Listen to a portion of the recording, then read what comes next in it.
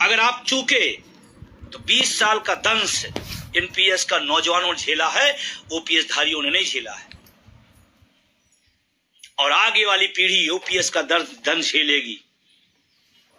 इसलिए मेरा निवेदन है, मैं व्यक्तिगत रूप से किसी के नहीं हूं, लेकिन मैं आपसे जरूर कहूंगा कि एनपीएस में होने नाते अगर आपका संघ संगठन आड़े आ रहा है, नेतृत्व आड़े आ रहा है, तो आप आंख में आंख डालकर सवाल करिए और पूछिए क्यों ओपीएस नहीं।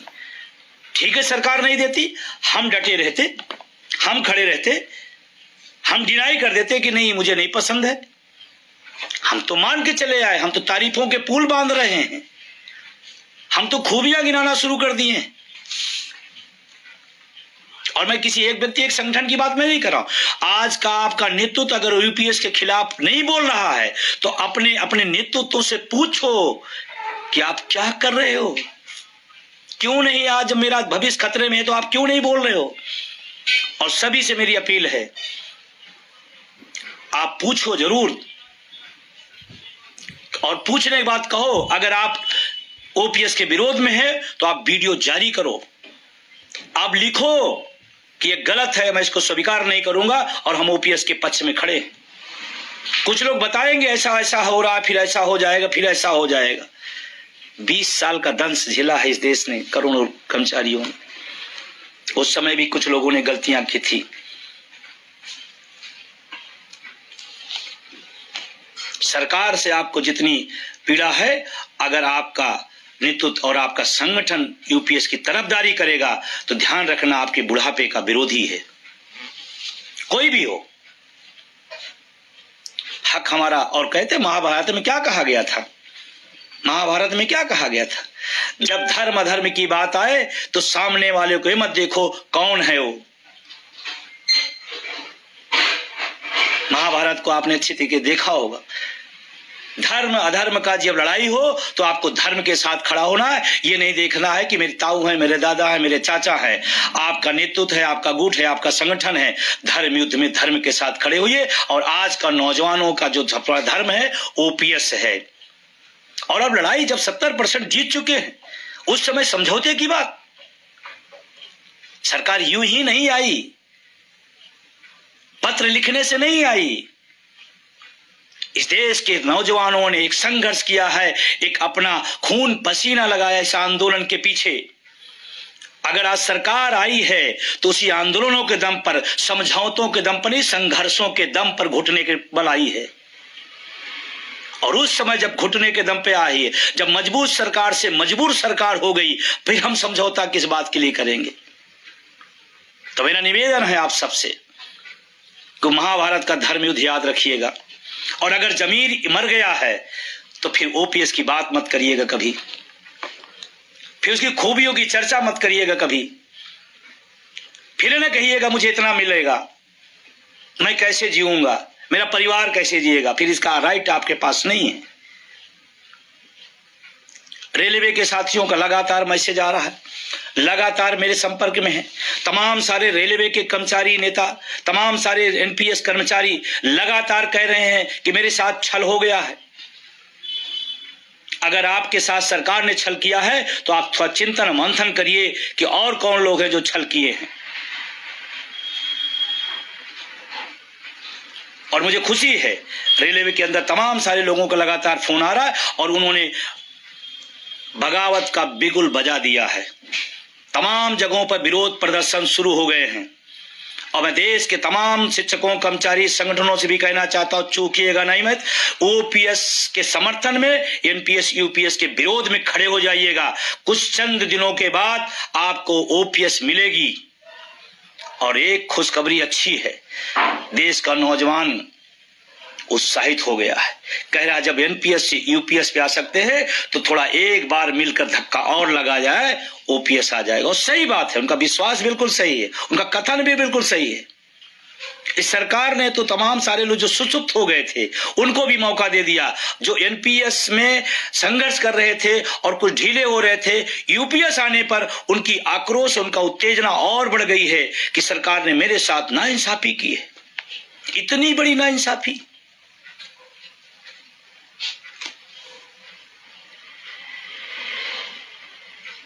प्रचंड गुस्सा है। हमको तो अभी फिलहाल एक भी एनपीएस वाला नहीं मिला जिसने तारीफ की यूपीएस की। तारीफ करने वाले सब ओपीएस में हैं, लेकिन हम और हमारा संगठन और हमारे सहयोगी साथी, मैं सबका शुक्रिया अदा करना चाहता हूं कि आज एनएमओपीएस के बैनर ने कन्याकुमारी से कश्मीर तक इस बात को दूसरे 2 दिन के 3 दिन के अंदर पहुंचा दिया कि यूपीएस हमारे लायक नहीं है, खतरनाक है। और अभी सरकार ने क्या किया, 20 साल की जिसकी यश गाथा गाई जा रही थी, अचानक यूपीएस आ गई। और ध्यान रखना, इसमें भी झोल है। कमेटी कहां गई, कमेटी की रिपोर्ट कहां आई, किसके सामने प्रस्तुत हुई, कमेटी में क्या लिखा, कमेटी ने क्या सुझाव दिया, कुछ नहीं। अचानक हरियाणा महाराष्ट्र का चुनाव सामने, मास्टर स्ट्रोक फेल हो गया। और हरियाणा के और महाराष्ट्र के तमाम साथियों से मैं कहना चाहता हूं, आपके पास अपने लिए भी और देश के लिए मौका है। कुछ गलतियां पिछले विधानसभा चुनाव में लोगों ने किया था, नहीं आज यू आ ही नहीं पाता वो हो जाता। तो आप सबसे मैं विशेष अपील करूंगा कि आपके पास आज चाबी आ गई है इस देश के लाखों लोगों के भविष्य के लिए ओपीएस का सौगात देने का। आप चोट मारिएगा, यू से ओ आ जाएंगे, क्योंकि नेता किसी बात से डरता नहीं है, किसी बात से नहीं डरता। क्या नियम है, क्या कानून है, क्या संविधान, उससे कोई मतलब नहीं। हार से डरता है, बोर की चोट से डरता है। उत्तर प्रदेश में 1.5 साल से फाइल 2005 की पड़ी थी। हम लोग कई बार जाग कहे, नहीं सुना गया। लोकसभा का रिजल्ट आया, बिना पूछे फाइल को पलट करके धूल हटा करके साइन कर दी गई थी। सिर्फ वोट की चोट है। और मजे की बात देखिए, चुनाव के समय भी तमाम शिक्षक कर्मचारी संगठन और उनके नेतृत्वकर्ता चुप थे, चुनाव के समय शांत थे, या तो सत्तारूढ़ दल का प्रचार कर रहे थे। मुझे सत्तारूढ़ दल से नहीं दिक्कत है, दिक्कत है कि हमारे हकों को जिसने खाया है, जिस रोक रहा है, हम उसके खिलाफ हैं तो हैं।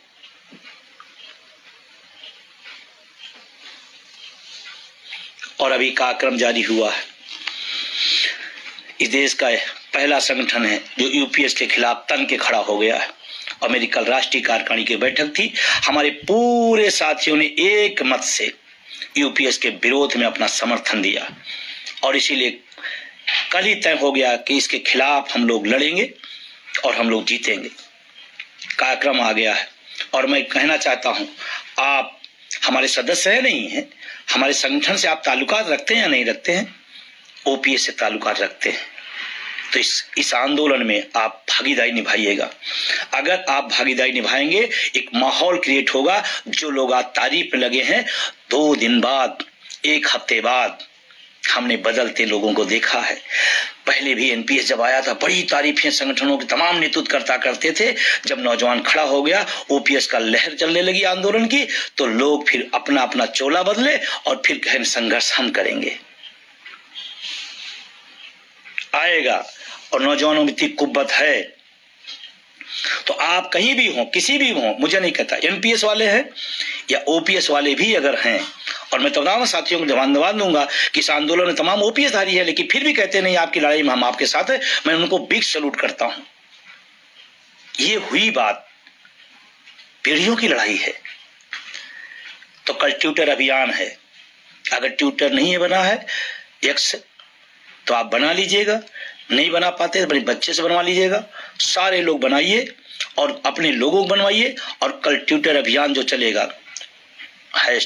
#No NPS, no UPS, only OPS. जितनी तेजी से आप इसको बढ़ा पाएंगे, उतनी तेजी से सरकार के खाने में बात जाएगी कि हमने तो दिया था गिफ्ट में, लेकिन शायद वो गिफ्ट में डिब्बा अकेले था, बीच में खोखला था और लोग उसको खोल के देख लिए हैं। और इसीलिए इस देश में इतना ऐतिहासिक फैसला कहा जा रहा है, कहीं स्वागत सत्कार, कहीं ढोल मजीरे नहीं, क्योंकि एनपीएस को समझने में बरसों लगे, लेकिन यूपीएस को समझने में घंटों लगे, क्योंकि लोग जागरूक थे, पहले से समझ गए कि क्या ढोल में पोल है।